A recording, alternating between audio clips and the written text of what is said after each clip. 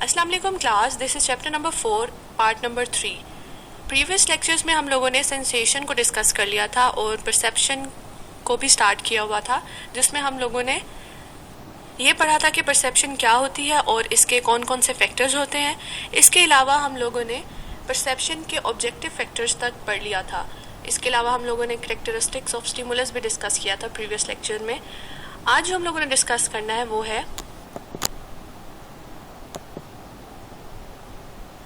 Subjective factors. Subjective factors कौन से factors होंगे? जो कि परसीवर के फैक्टर्स होंगे या सब्जेक्ट से रिलेटेड फैक्टर्स होंगे।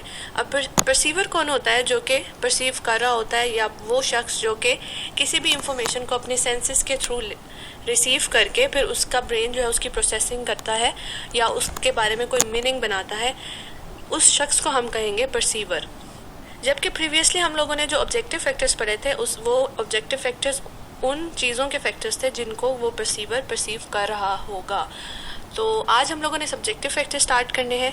तो फर्स्ट सब्जेक्टिव फैक्टर जो है motivation.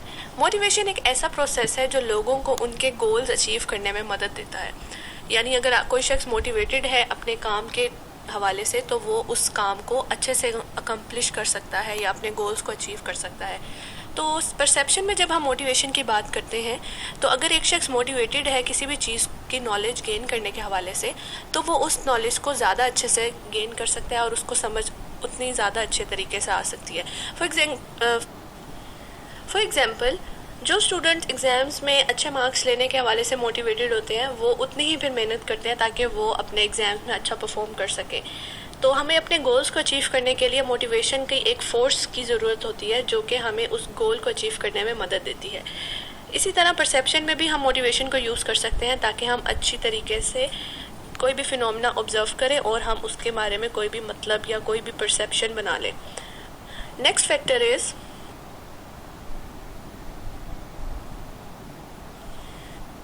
Perceptual set. Perceptual set का मतलब होता है कि हमारे जहन में कुछ स्टिमुलस के हवाले से एक प्री डिफाइंड कोई नॉलेज पहले से मौजूद होती है, क्योंकि हमने वो चीज़ पहले एक्सपीरियंस की होती है। तो हम जब उसको दोबारा से एक्सपीरियंस करने लगते हैं तो हम सिर्फ उसी पे ध्यान देते हैं, बाकी सब चीज़ों को इग्नोर कर देते हैं। फॉर एग्ज़ाम्पल, आप लोग किचन में गए और आपको कुछ खाना है, तो आप बाकी सब चीज़ों को इग्नोर करके फ्रिज की तरफ जाएंगे और अपने डिज़ायर्ड जो भी आपको चीज़ चाहिए होगी वो आप उसको ले लेंगे। तो परसेप्चुअल सेट का यही मतलब होता है, जो आप लोगों ने सोचा होता है समटाइम्स आप सिर्फ उसी चीज़ पर ध्यान देते हो, बाकी सब चीज़ों को इग्नोर कर देते हो। तो ये होता है परसेप्चुअल सेट का factor. Next is expectation. Expectation is a predisposed way to perceive something. यानी हम पहले से किसी चीज़ के लिए अपने आप को प्रिपेयर कर लेते हैं। जब भी कोई इवेंट अकर होना होता है तो हम उसको पहले से, अगर हमने उसके बारे में कुछ चीज़ सोची हुई हो, तो इस चीज़ को हम कहते हैं expectations.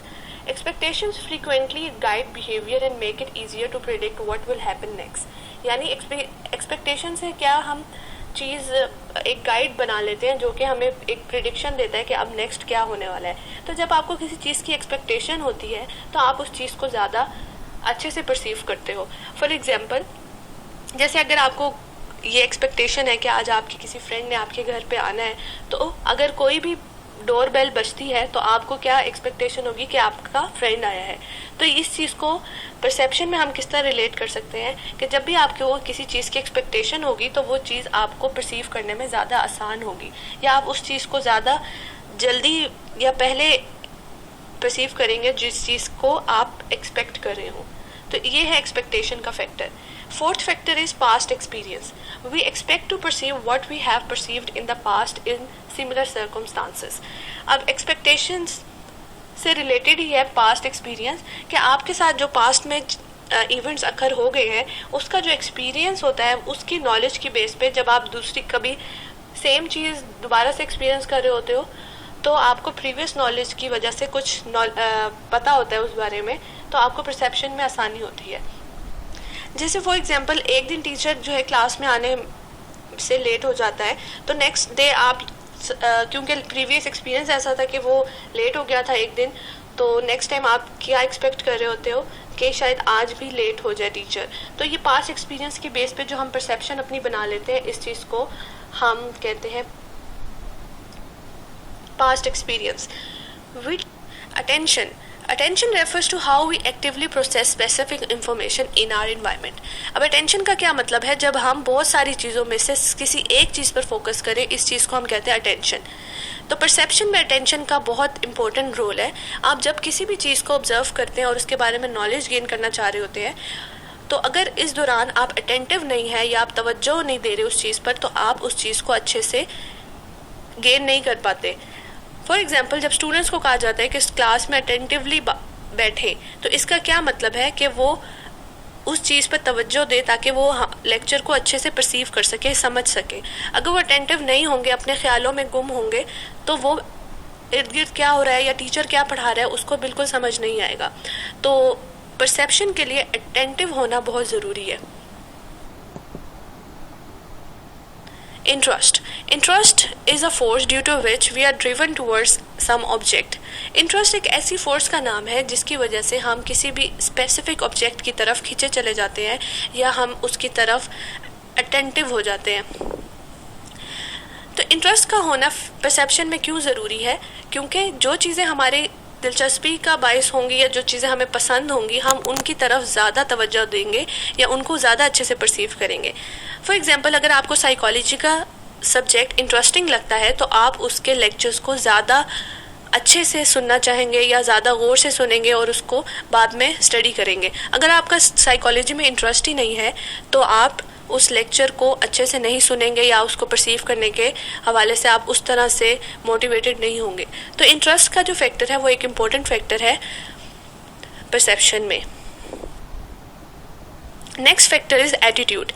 Attitude, we perceive the world according to our attitudes. अब एटीट्यूड्स क्या होते हैं? ये हमारी चॉइसेस होती हैं, हमारी पसंद नापसंद या हमारी लाइकनेस डिसलाइकनेस, ये सारी चीज़ें मिलके हमारा एटीट्यूड बनाती हैं. तो एटीट्यूड क्यों परसेप्शन में ज़रूरी है? क्योंकि जिस तरह से हमारा एटीट्यूड होगा हम उसी तरह से चीज़ों को परसीव करेंगे. अगर हमें कोई चीज़ पसंद है या हम उसके बारे में पॉजिटिव एटीट्यूड रखते हैं, तो हम जब उसकी परसेप्शन करेंगे तब वो भी पॉजिटिवली परसीव करेंगे. यानी एक शख्स आपको पसंद है तो जब भी कोई वो बात करेगा तो उसको आप पॉजिटिवली लेंगे. अगर एक शख्स आपको पसंद ही नहीं है तो जो भी वो काम करेगा या बात करेगा आप उसको नेगेटिवली परसीव करोगे. तो एटीट्यूड्स हमारी जो है परसेप्शन को बहुत ज़्यादा अफेक्ट करती है. Next is emotional state, the state of persons emotions. अब इमोशंस कौन कौन से होते हैं? जैसे कभी कभार आप गुस्से में होते हैं, कभी कभार आप खुश होते हैं, कभी उदास होते हैं, कभी डरे हुए होते हैं या कभी बहुत ज़्यादा आपको कोई चीज़ इरिटेट कर रही होती है. ये सारे हमारे इमोशंस हैं. तो इमोशंस का जो है बहुत ज़्यादा अफेक्ट होता है परसेप्शन में. आप किसी भी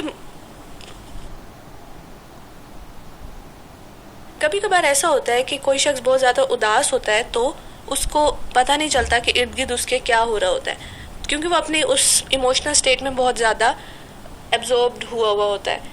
तो इमोशनल स्टेट जो है आपकी परसेप्शन को बहुत ज़्यादा अफेक्ट करती है. जैसे कि कोई शख्स बहुत ज़्यादा गुस्से में है तो वो जब गुस्से में रिएक्ट कर रहा होता है तो उसको नहीं पता चलता, वो बहुत सारी चीज़ों को उस टाइम इग्नोर कर देता है या बहुत सारी चीज़ें उससे वो अनअवेयर हो जाता है. तो जो last factor is personal values. अब पर्सनल वैल्यूज़ का क्या मतलब है? हर शख्स की अपनी कोई प्रेफरेंसेस होती हैं, कोई चॉइसेस होती हैं जिसकी वजह से या जिस पर अमल करके वो ज़िंदगी को गुजारता है या ज़िंदगी में वो काम करता है जो कि उसकी प्रेफरेंसेस होती हैं या जिनको वो प्रेफर करता है. तो ये वो करैक्टरिस्टिक्स होती हैं किसी भी पर्सनैलिटी की जिसको वो यूज़ करता है कोई भी गोल अचीव करने में या कोई भी काम करने के हवाले से. तो हर शख्स की अपनी पर्सनल वैल्यूज़ होती हैं कि जैसे फॉर एग्जांपल कोई भी इवेंट अकर होता है तो हर शख्स उसको डिफरेंटली परसीव करता है. उस डिफरेंटली परसीव करने का मकसद या उसके पीछे वजह क्या होती है? क्योंकि हर शख्स की अपनी पर्सनल वैल्यूज़ डिफरेंट होती है. यानी जो शख्स किसी एक चीज़ को प्रेफर करता है ज़रूरी नहीं कि दूसरा शख्स भी उसी चीज़ को प्रेफर करे. तो पर्सनल वैल्यूज़ हमारी परसेप्शन पे बहुत ज़्यादा अफेक्ट करती हैं कि हम उसी तरह चीज़ों को परसीव करते हैं जो कि हमें ख़ुद से ठीक लगते हैं, जो हमें ख़ुद से पसंद होती है, जिसको हम प्रेफर करते हैं. तो ये होती है पर्सनल वैल्यूज़. और इसका जो अफेक्ट होता है परसेप्शन पे वो बहुत ज़्यादा होता है क्योंकि हर शख्स वही चीज़ें सेलेक्ट करता है जो कि उसको पर्सनली पसंद हो या पर्सनली जिन चीज़ों को वो वैल्यू करता हो. तो ये था पर्सनल वैल्यूज़ का factor. Next is Next, we have social factors. In social factors, we have social values, social beliefs, customs and rituals, social norms and national laws. ये तमाम हमारे social factors हैं. अब परसेप्शन में हमें सोशल फैक्टर्स पढ़ना क्यों ज़रूरी है? क्योंकि हम एक सोसाइटी का हिस्सा हैं. हम सोसाइटी में रहते हुए हमें कुछ चीज़ें फॉलो करनी पड़ती हैं और उन चीज़ों का हमारी परसेप्शन पे या हमारी थिंकिंग पे बहुत ज़्यादा अफेक्ट होता है. हम उसी तरह से चीज़ों को परसीव करते हैं जिस तरह सोसाइटी हमें दिखाती है या जिस सोसाइटी में हम रह रहे होते हैं. उस सोसाइटी के जो नॉर्म्स या रिचुअल्स होते हैं, जो कवायद व कानून होते हैं, या सोसाइटी के कुछ राइट्स होते हैं, या जिस सोसाइटी में हम रह रहे होते हैं, हर सोसाइटी के अपने डिफरेंट बिलीव्स होते हैं, कुछ अकायद होते हैं. तो उन अकायद का असर हमारे ऊपर बहुत ज़्यादा होता है. हम वही काम करते हैं जो हमारी सोसाइटी में एक्सेप्टेबल हो. इसी तरह हमारी परसेप्शन भी उसी तरह से चेंज होती है जिस तरह हमारी सोसाइटी की वैल्यूज़ चेंज होती हैं. अगर सोसाइटी में कोई चीज़ एक एक्सेप्टेबल चीज़ है तो हमारी परसेप्शन भी उसको सही समझेगी. हम उसी तरह से परसीव करेंगे जिस तरह से हमारी सोसाइटी में दूसरे लोग परसीव करते हैं. क्योंकि जब हम सोसाइटी में रहते हैं तो हमारा एक दूसरे के साथ बहुत ज़्यादा इंटरेक्शन होता है और उस इंटरेक्शन की वजह से हम एक दूसरे के ऊपर बहुत ज़्यादा अफेक्ट डाल रहे होते हैं. हमारी थिंकिंग और हमारे जो काम है एक दूसरे की वजह से बहुत ज़्यादा अफेक्ट हो रहे होते हैं. लोगों की सोच या लोगों की बातों की वजह से हम अपने काम को उसी तरह से तब्दील कर देते हैं या अपनी सोच को उसी तरह से तब्दील कर लेते हैं. क्योंकि हम सोसाइटी में रहकर लोगों से बहुत ज़्यादा अफेक्ट होते हैं. तो हमारी परसेप्शन भी इसी तरह सोशली बहुत ज़्यादा चेंज होती है. तो सोशल वैल्यूज़ में वो सारी वैल्यूज़ होंगी जो कि एक सोसाइटी में फॉलो की जा रही होंगी, लाइक डेमोक्रेसी, इंडिविजुअलिटी. ये वो तमाम वैल्यूज़ हैं जो किसी भी सोसाइटी में फॉलो की जाती हैं.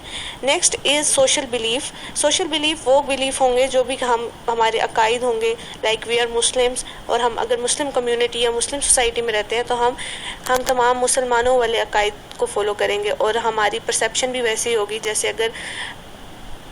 जैसे औरतों के लिए होता है कि पर्दा करके निकलना. अगर कोई औरत या कोई भी लड़की बगैर पर्दे के बाहर निकलती है तो हमारी परसेप्शन, क्योंकि हमारी सोसाइटी की वजह से ये है कि औरतों को पर्दा करके निकलना चाहिए, तो हम उसी तरह से उसको परसीव करेंगे, अच्छा या बुरा.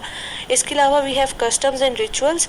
कस्टम्स एंड रिचुअल्स वो चीज़ें होती है जो हमारी कल्चर से रिलेटेड होती है. Like we have different cultures in Pakistan. We have Balochi culture, Punjabi culture. तो ये सारे कल्चर्स जो है हमारी परसेप्शन पे अफेक्ट करते हैं. जो पंजाबी कल्चर से रिलेट करते हैं वो उसी तरह से उनकी थिंकिंग होती है, उनका रहन सहन होता है, वो चीज़ों को उसी तरह से परसीव करते हैं. जबकि in Balochi culture we have different perception of people. हम लोग डिफरेंटली चीज़ों को परसीव करते हैं. इसी तरह हमारे डिफरेंट कल्चर्स मिलके हमारे सोसाइटी के कस्टम्स एंड रिचुअल्स बनाते हैं. इसके अलावा we have social norms. Social norms भी वो वैल्यूज़ या कुछ सोसाइटी के लॉज होते हैं, कानून होते हैं जो कि हमें फॉलो करने पड़ते हैं सोसाइटी में रहकर. हम उन्हीं कानून को फॉलो करके ही अपने परसेप्शन को उसी तरह से तब्दील करते हैं, उसी तरह से हम परसीव करते हैं चीज़ों को. इसके अलावा we have national laws. National laws किसी भी जैसे मुल्क के जो लॉज होते हैं उनको नेशनल लॉज कहा जाता है. जब हम पाकिस्तान में रहते हुए नेशनल लॉज का हमें पता है कि कौन कौन से यहाँ पे लॉज हैं, और उसी तरह से हम चीज़ों को फिर अपनी सोच को या अपने एक्शंस को उसी तरह से चेंज करते हैं. क्योंकि हमें पता है कि ये लॉ है और अगर इसको फॉलो ना किया गया तो हमें इसकी सज़ा मिलेगी. तो हम उसी तरह से फिर चीज़ों को परसीव करते हैं और चेंज करते हैं. तो these were your social factors.